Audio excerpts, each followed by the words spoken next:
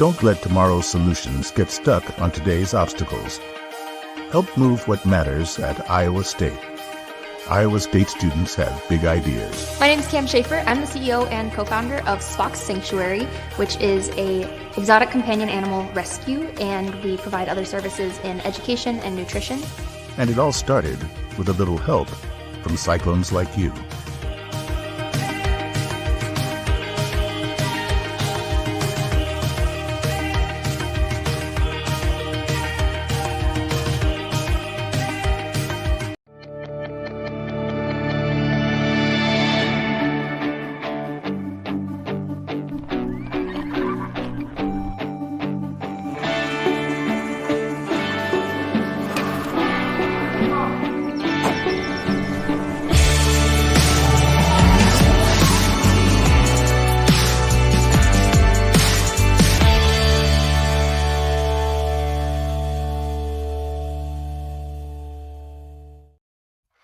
Hey guys, welcome to POSTGAME with CW here on the Cyclone Fanatic Podcast Network. Of course, we are also streaming live right now on Facebook, YouTube, and Twitter. Iowa State blown out tonight by BYU, who is missing one of its best players. The final score was 87-72, which is actually kind to Iowa State. The Cyclones went on a 9-0 run to end the game and still pulled it only within 15.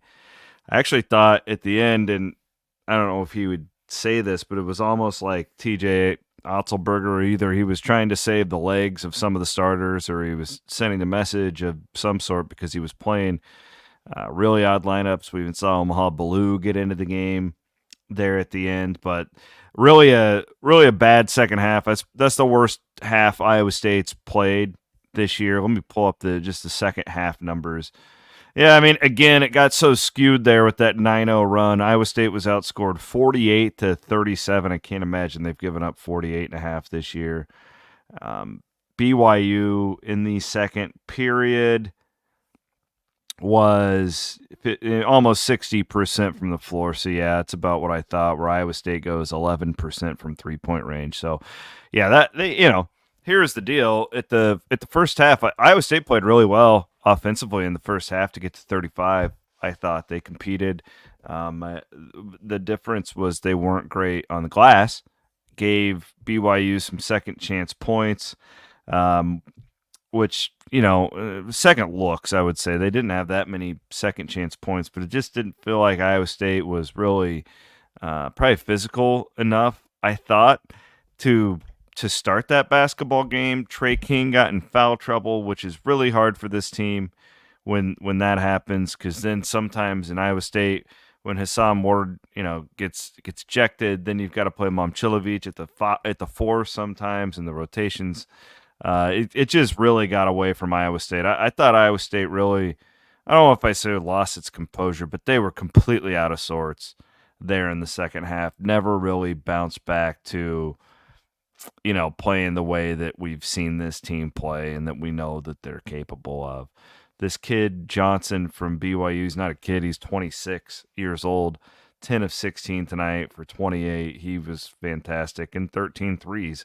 13 threes to 4 threes. It's going to be really difficult analytically, statistically to hang with a team like that in Provo, which is a really tough place to play. We all know that.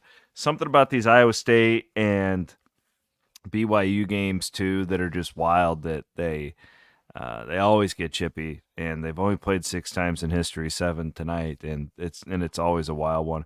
Stat that I wanted to throw out there, I was impressed with BYU tonight. 21 assists on 27 field goals. Really impressive. That tells me that was a basketball team that was really moving the ball well. And as Iowa State has struggled defending the 3 this year, that's the one hole that you can poke in Iowa State's defense, which was second ranked going into this one. I can guarantee you it's not anymore. I'll see if that number has updated. It is not. But yeah, Iowa State was ranked second nationally in adjusted defense, and that's the one thing, is the three-point defense that has been this team's Achilles heel, and BYU absolutely made them punished them tonight. There's really not a lot great to take from this one. There's not a lot of silver lining for Iowa State because, again, BYU was arguably without its best player. So this was just an absolute stinker. I would also just encourage fans. It gets a little tiresome, just the outrage after every loss. Like, you can't think they're the best team in the world on Saturday night, and then we have people in the chat asking me if they know how to play basketball. It's like, come on. This is Big 12 basketball. This was not Iowa State's night. They did not play well tonight. A lot of the same folks that are outraged here were outraged after the Oklahoma game.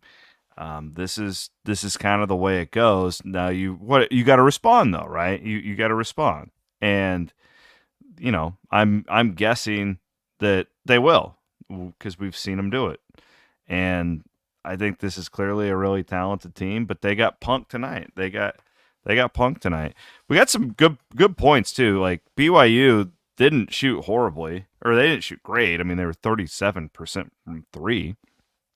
It's not like they were, but they got off 35 shots, from the 3-point range. So when you're taking that many threes, like in your opposition only takes 14, Iowa State had to produce more turnovers and get more points off of turnovers in transition tonight.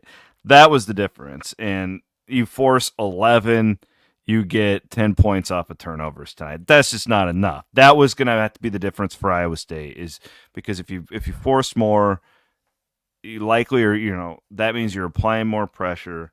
It's going to screw with their shots a little bit more.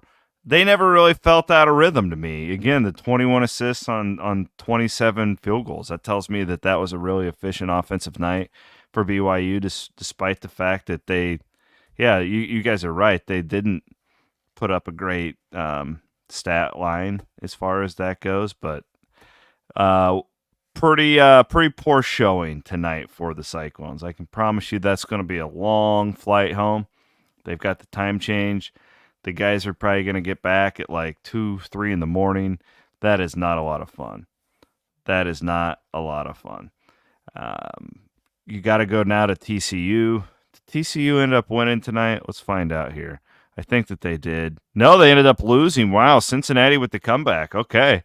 That game went to overtime. So TCU will be coming off of a loss in Fort Worth.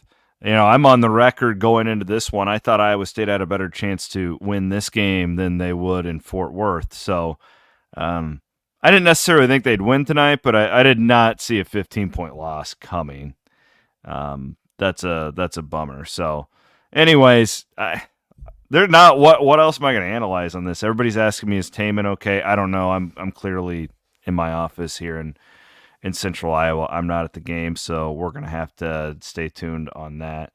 The Ward, I thought the game was over when Ward got ejected for that flagrant 2. I know a lot of people were calling it a flop. I don't know. It looked pretty flagrant. That's probably going to get called every time. I'm just really, I'm trying not to freak out over a 15-point loss. I know it sucks. It wasn't any fun to watch, but guys, this is Big 12 play. Like Tyrese Halliburton said on the broadcast, there's nobody who does it better. And what do? You gotta get better and grow from it. And what a humbling game though for Iowa State, right? You're coming off 2 in a row. You just come into the rankings. Everybody's feeling really good about themselves, and then you just get punked on the road against a good BYU team. Again, we talked about it in pregame. These two teams are right next to each other on all the analytics, with BYU a couple slots ahead of Iowa State. Iowa State will not drop off much at all in any of that from this loss. Like, the computers are barely even going to recognize it. Now, it's good that they closed in a little bit. If they would have lost that game by like 30, that could have been a hurting situation for Iowa State. But really, it all kind of evens out because Iowa State took care of business in such a big way on Saturday against Oklahoma State. They had just upset the computer against Houston. Won loss past the spread is not going to be a big deal on the road against a team that's ranked in the top 10 across the board like BYU is. In fact, they could lose on Saturday at TCU as well and be 2-4. And, Iowa State's still a top 20 team in the net in KenPom, probably still a top 15 in the net ranking. So that's just the way it goes. That is the way it goes. Brutal night. Not fun, and it's Big 12 basketball though. That's Big 12 basketball, and you gotta jump back in and get ready on set. You gotta have a short memory in this league. You do. Like it's one of those deals where, I saw somebody in the chat, and he was right saying that it's not as bad as it looks, and it's usually not as good as it looks. Right? I mean, that Houston game, everybody's excited about it. Two things go differently, and you lose. Right?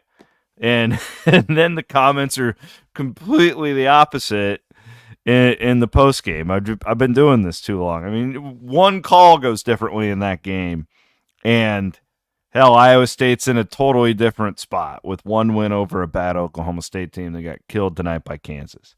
So let's see what happens on Saturday. The key is to hold serve at home. I had a friend text me tonight. He goes, "Where are we going to win a road game?" And I said, "I don't know, but I didn't think they'd win at Baylor last year," right? They always upset somebody. And quite frankly, I don't even know if you have to win a road game as long as you win all your home games. I think Iowa State would be in fine shape to have a decent seed in the NCAA tournament at 9-9 and maybe win one in Kansas City or whatever. So don't overreact. It's brutal place to go out and play, and we'll see what happens on Saturday. Got to get the guys healthy though, because that was there was a weird clunker of a game where in the second half it felt like guys are throwing their bodies all over the place. There's going to be some ice baths from that one, and I give BYU a ton of credit too. I thought that a lot of the problems that people were upset about with Iowa State here were forced by BYU. I don't think Iowa State responded well, and I give that team a lot of credit. That was a huge game for them. You got to factor in. I mean, they were 0-1 at home. They got blown out by Cincinnati.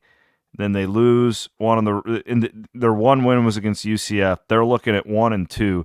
They had to win this one tonight. You could tell that they were locked in, and they flat out beat the Cyclones. So good job out of them. Iowa State coming back on Saturday. I think a 1 p.m. tip in Fort Worth against TCU. Bloom and I will be on live tomorrow. We'll break all this down in detail. 1:30 on the Cyclone Fanatic stream. I would recommend you guys subscribing to Cyclone Fanatic on YouTube. That's the best place to watch our programs. Again, that's 1:30 tomorrow. We are presented as always by our friends at Carl Auto Group. Thank you so much to all of you for staying up late and hanging out with us. We'll be back with pregame on Saturday. Williams and Bloom Wednesday, 1:30 here on the Cyclone Fanatic Podcast Network.